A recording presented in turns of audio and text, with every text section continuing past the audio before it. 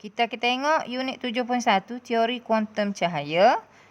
Jadi awak tengok gambar ni adalah spektrum elektromagnet. Awak pernah belajar di tingkat tepak.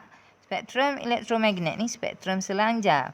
Jadi kalau ingat dulu kita ada 7 ahli dalam elektromagnet ni dia. Gamma, sinar X, sinar ultra ungu, cahaya tampak, inframerah, mikro dan gelombang radio. Okey, dia susun ni dia ikut panjang gelombang ni dah. Jadi awak tengok hok ni panjang gelombang paling kecil, pergi kok ni makin lama makin besar. Maknanya gelombang radio ni dia punya lambda. Panjang gelombang lambda paling besar, sinar gamma paling kecil. Tapi kalau nak frekuensi dia terbalik dah. Frekuensi pergi ke kiri dia lebih tinggi. Panjang gelombang pergi ke kanan lebih tinggi. Maknanya panjang gelombang frekuensi ni dia berlawan ni. Kalau panjang gelombang besar frekuensi tinggi. Panjang gelombang besar frekuensi rendah. Dia terbalik.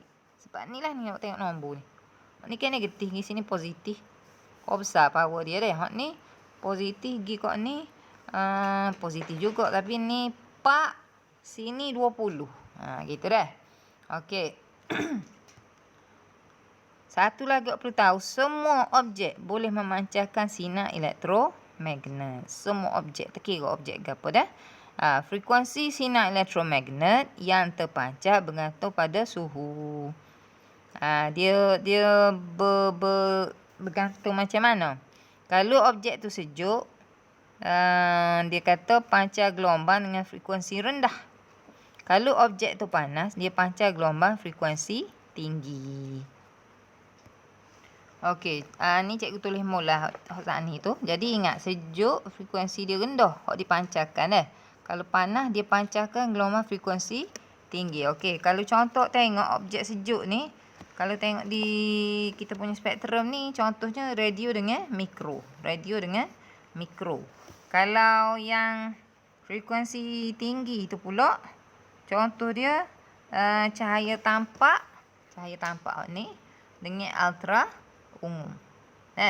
Okey, jadi hak alik ni frekuensi rendah, hak ni frekuensi tinggi. Okey, lepas tu dia tanya pula soalan ni. Adakah manusia juga memancarkan sinar elektromagnet? Kita tengok maklumat. Ya ke tak dah? Ni dia kata humans give off mostly infrared radiation. Maknanya manusia pun ada juga mengeluarkan sinar elektromagnet, tapi nama dia inframerah. Sinar inframerah sebab body kita ke panas, adalah inframerah dah.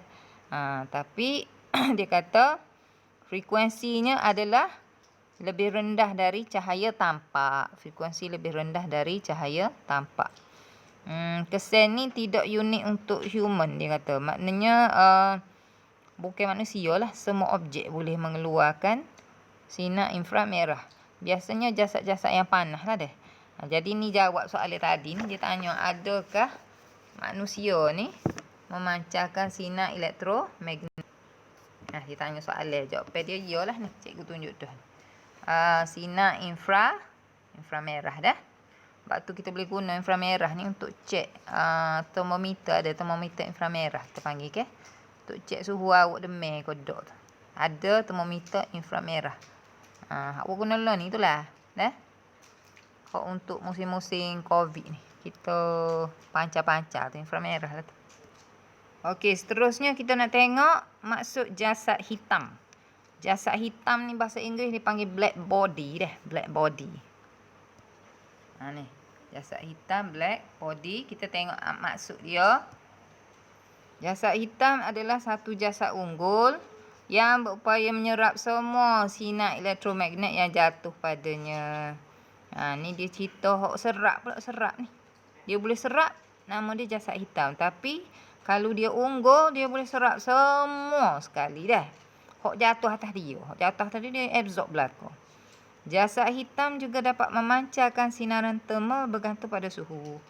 Jadi dia ada dua kebolehan. Dia boleh serap, dia juga boleh pancar. Tapi dia nak pancar ni bergantung pada suhu.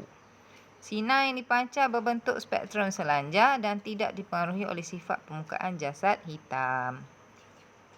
Jadi sebarang objek yang memancarkan sinar elektromagnet mengikut suhu dikenali sebagai pemancar jasad hitam ataupun black body radiator. Okey, sinaran termal ni maksud dia ada tepi ni dah.